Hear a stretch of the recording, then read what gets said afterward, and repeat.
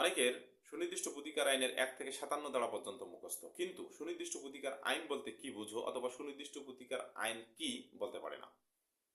আমরা আজকে জানবো সুনির্দিষ্ট প্রতিকার আইন বলতে কি বুঝো। সুনির্দিষ্ট প্রতিকার একটি বিশেষ ধরনের প্রতিকারকে বোঝায়।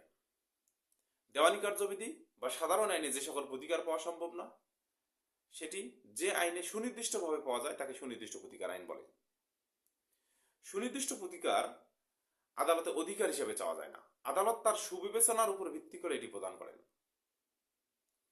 দেওয়ানি ক্ষতিতে আইনে সাধারণত আর্থিক ক্ষতিপূরণের বিধান আছে, কিন্তু আর্থিক ক্ষতিপূরণ অনেক সময় বাদীর জন্য অনাকাঙ্ক্ষিত বা অপ্রত্যাশিত হয়ে যায়। আর্থিক ক্ষতিপূরণের বিপরীতে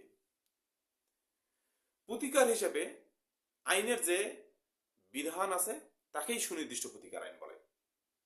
উল্লেখ্য যে বা পরিশেষে বলা যায় যে আদালতের কাছে সুনির্দিষ্টভাবে কোনো কিছু প্রার্থনা করলে আদালত যদি তা প্রদান করেন সেটি সুনির্দিষ্ট প্রতিকার, এবং এই সকল বিষয় যে আইনে লিপিবদ্ধ আছে তাকেই সুনির্দিষ্ট প্রতিকার আইন বলে। Thank you.